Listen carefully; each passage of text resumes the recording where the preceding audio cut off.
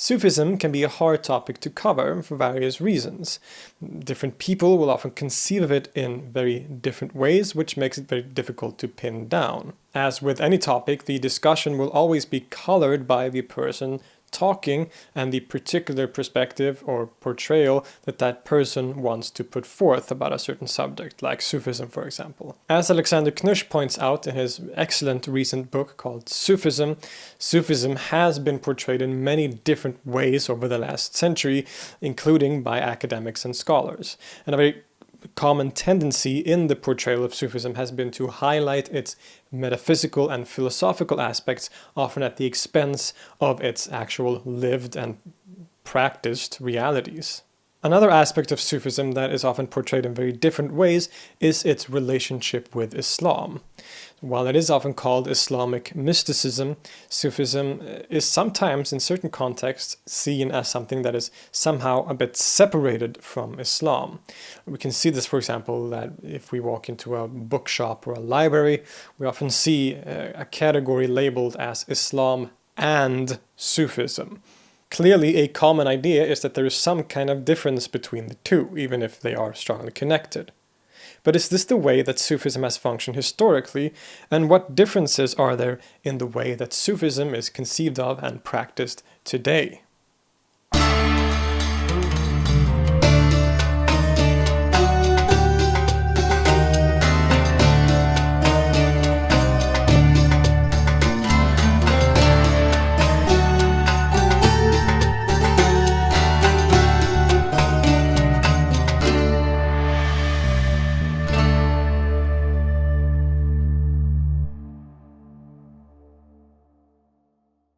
This video is a collaboration with my friend Dr. Angela Puka from the channel Angela's Symposium. Angela is a religious studies PhD and a university lecturer whose YouTube channel specializes in the academic study of religious movements that incorporate magical practices of different sorts. So please make sure to check out her video on Sufism in Western Esotericism, the companion video to this one, and to subscribe to her channel, and I will link all of that in the description and in a card which you can click above.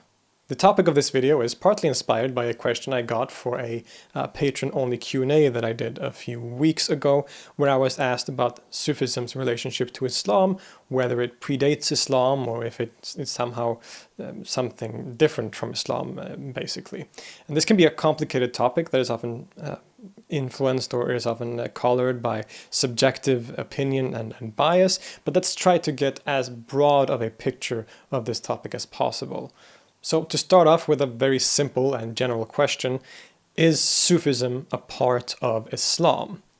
And from a historical, objective opinion, without taking normative theology into account, yes, it definitely is. Sufism, as I mentioned, is often referred to as Islamic mysticism, and has served as a central part of Islamic practice throughout history. That much we can be certain about. But today we often hear arguments that Sufism is somehow separated from Islam, and this kind of argument comes from all kinds of directions, both hostile and friendly. Contemporary new religious movements that incorporate aspects of Sufism often present it as a universal or ancient wisdom that transcends the religion of Islam. And many universalist Sufi groups today actually make the same kind of argument. But we also see similar statements from groups that are very hostile to Sufism within Islam, groups like the Salafis or the Wahhabis, or Muslim reform movements in general, who see Sufism as, superstitious foreign-inspired innovations that has nothing to do with quote-unquote real Islam. We also often hear contemporary Persian or Iranian nationalist groups who want to claim that Sufism somehow predates Islam and is part of some kind of ancient Persian heritage that only entered the religion of Islam with the influence of Persian culture. But is any of this true? The thing is, it's pretty complicated, and sometimes it depends on the perspective you choose to view it from. But scholars who study Sufism or Islamic history mostly agree that Sufism is an Islamic phenomenon that appears in an Islamic context. Sufism as we know it, which is known as Tasawwuf in Arabic, appears for the first time in the 8th century in places like Baghdad and Basra, and generally across the newly formed Islamic empire or civilization. The so-called Sufis, although they weren't universally called this name at this point, took the Islamic religion and its sources, the Quran and Hadith, as its starting point and then developed ascetical and renunciant practices that was aimed to deepen the person's relationship with God and to purify the soul from worldliness and sin. Famous figures like Muhasibi, Dhul Nun al-Misri, Rabia al-Adawiyya, Junaid, Abu Yazid al-Bistami, and many others are some examples of these early so-called Sufis. They developed practices like dhikr, the repetitious recital of God's names or the Islamic proclamation of faith, as well as sama, or spiritual audition involving things like music and dance. It is no doubt that these early renunciants and mystics consider themselves Muslims who practice the religion of Islam. To them, the practices that we call Sufism was simply the deeper and more pure way to live as a Muslim and follow the Quran and Sunnah of the Prophet Muhammad. Sufis themselves will often say that the tradition goes back directly to the Prophet Muhammad, or even all the way back to Adam, the first prophet and man.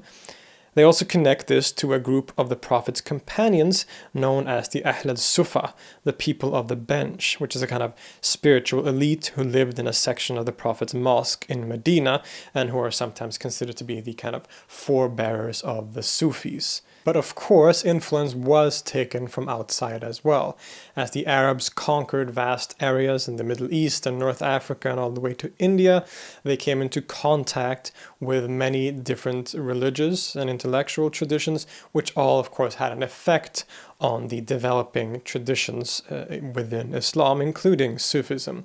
Many scholars today will argue that one of the primary inspirations for the early proto-Sufis or renunciants were the Christian monastics who lived in the Middle East at the time. But nonetheless, what is important to remember is that for these so-called Sufis, both in this early period and for most of history, Sufism was not considered its own branch of Islam or as something separated from Islam at all. Sufism or Tasawwuf simply denoted a certain aspect or tendency within Islam, or we could call it a spiritual aspect of Islam.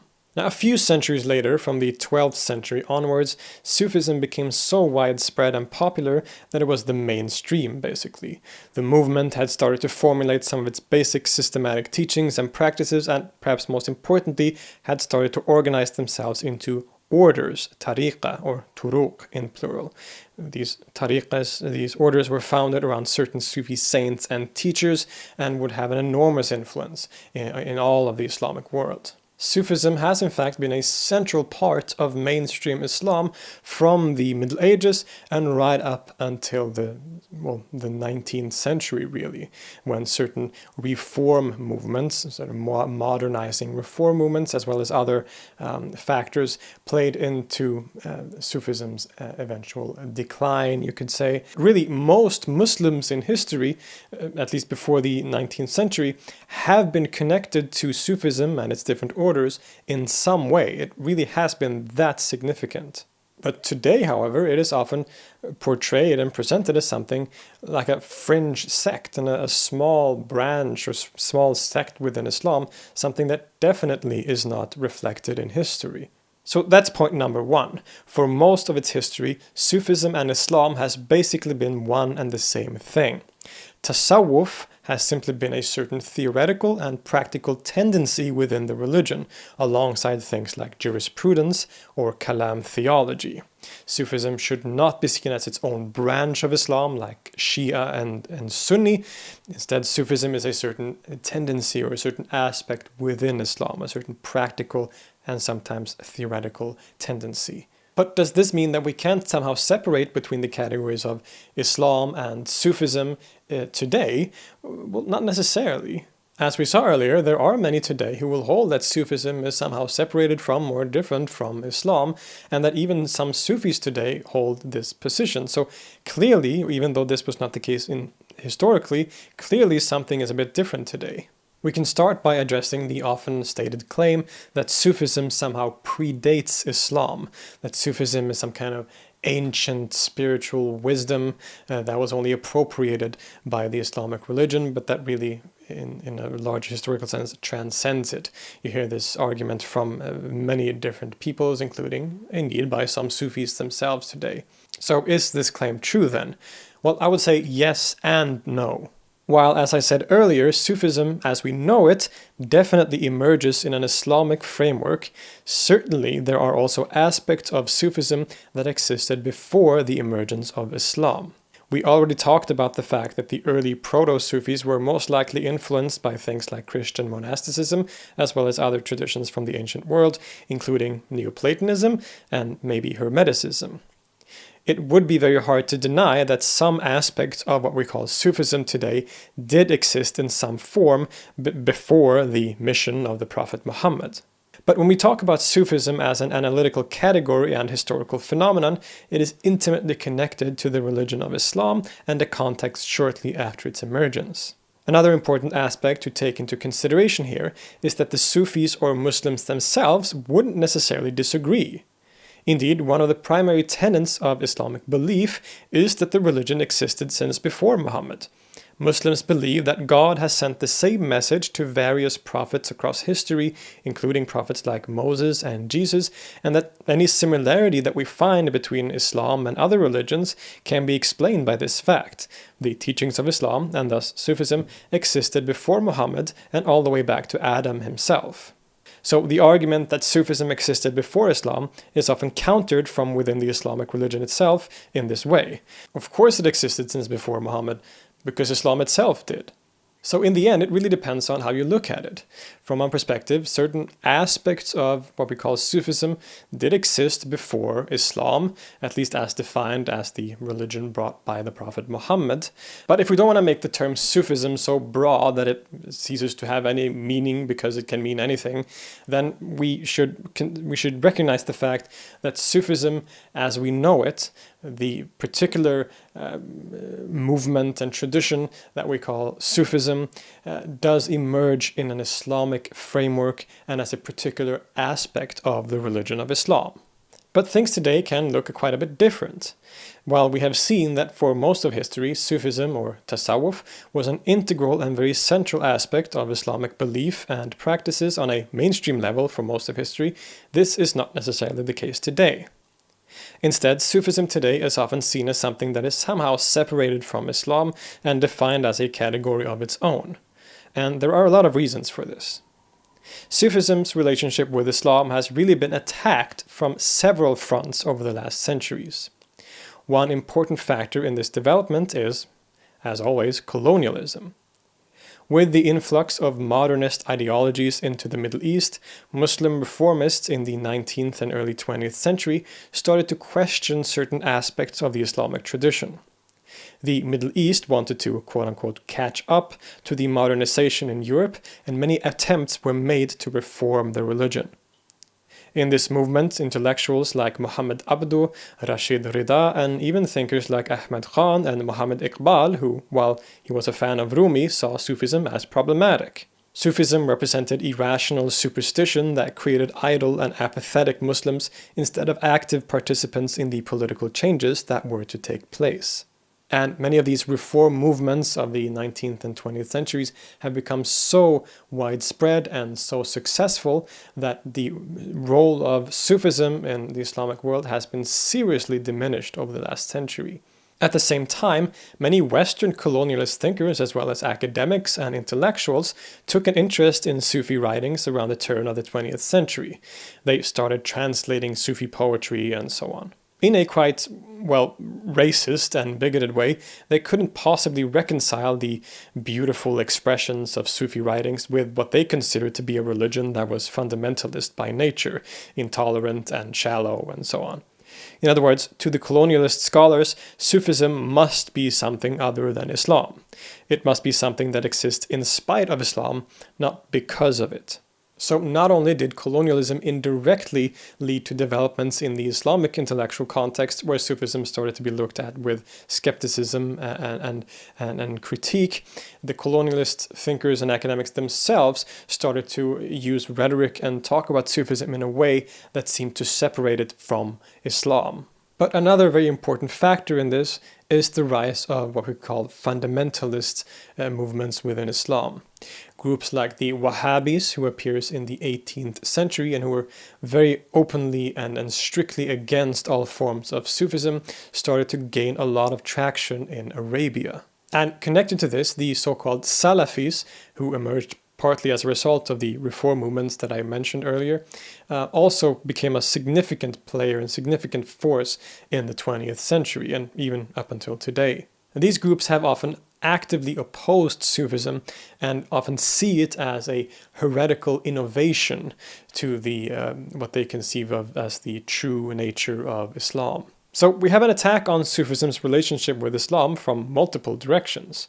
From modernist Muslims who see it as old superstition, to Salafis and Wahhabis who see it as innovation and heresy, and even Western scholars and academics who wanted to portray Sufism as a category that could stand on its own without necessary connections to Islam. Finally, and connected to all of this, certain tendencies and developments within Sufism itself has also led in this kind of direction. With the increased communication between different peoples around the world and different cultures and the increased communication generally, many Sufis at the start of the 20th century, for example, started to formulate their tradition in more universal ways. In the early 20th century, as the first Sufi teachers started to reach Europe, they sometimes adapted to the cultures and circumstances on the continent.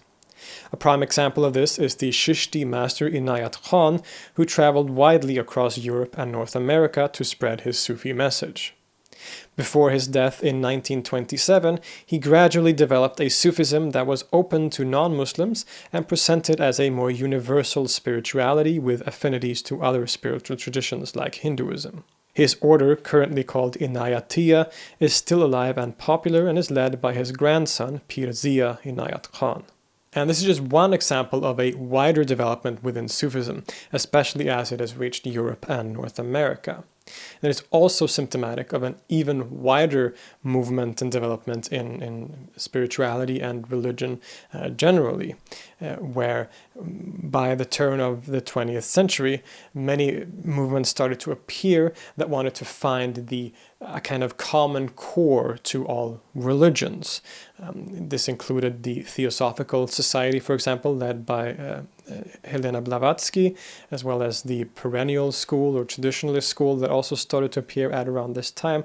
This was a general tendency at this time to find a kind of universal spirituality, and Sufism became often an important part in that mission or in that development. And for the rest of the 20th century and up until today, Sufism has become a significant presence in Europe and North America, not just because of the fact that there has been an increased migration of Muslims into these continents, but also the fact that Sufism has been incorporated into various esoteric movements and new religious movements in Europe and North America today that have taken certain features of Sufism and incorporated it into their own practices and beliefs.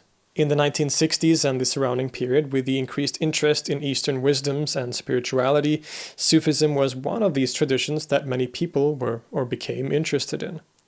It never became as famous or popular as various forms of Hinduism and Buddhism, but it nonetheless was part of this wider culture and this cultural change. And this situation very much remains until today. Sufism can be found in many different varieties and in different expressions in the so-called Western world. As I said, with the increased migration of Muslims into Europe and into North America, the more, you could say, traditional forms of Sufism, that is so intimately connected to the religion of Islam, has also come to have a strong presence now in the West. So we have Sufi movements who have a very universalist approach, practicing a form of Sufism divorced from its Islamic aspect, but we also have traditional Sufi orders who have a much more, you could say, orthodox or conservative perspective on the situation, and all kinds of variations in between these two. And with this in mind, who are we to say who is and who isn't a Sufi? As with all religious traditions, Sufism is constantly evolving and changing, adapting to new situations and contexts. While Sufism historically has been basically a part of Islam, today Sufism has in a way become something broader, and there are sections of the tradition which has become separated from Islam, at least in the minds of some of its practitioners or even from some outsiders. As we talked about in the beginning, everyone wants to frame Sufism according to their own narratives. But as with any religious tradition like this, things are always a lot more complex. Sufism can be, and has partly become, a lot of different things. For most practitioners in the world, it is still synonymous with Islam, but we have also seen that others have a different approach to it, and this is the reality that we find ourselves in today. In the West, Sufism, or certain aspects of Sufism, is often incorporated into various esoteric communities or traditions. This is not necessarily something new. This kind of thing has been going on for centuries, but it is perhaps even more so today than it has ever been. And this is a topic that my friend Angela Puka will be discussing in her companion video. So again, I'll remind you, please check out her video right after you have seen this one. I'll leave a link to that in the description and in the comments as well. I hope this video cleared up some questions when it comes to the relationship between Sufism and Islam, and that it gave you a few things to think about when it comes to the complexity and depth of a question or discussion like this. There is a lot more to be said, and there are aspects to this that I haven't been able to cover in this relatively short video, but inevitably this will be an ongoing conversation, and I look forward to seeing what you have to say in the comments. I'll see you next time. As always, this video was sponsored by our patrons, including 2 of the new saints, Nadim Sabik and Nasser Zauk. Thank you both so much, and thank you to all of my patrons. You are really the reason that I can keep making these scholarly and academic videos. If anyone else wants to become a patron, I will leave a link to my Patreon page in the description, or you can leave a one-time donation through PayPal, and all of that will be available in the comments and probably also in the description. See you in the next video.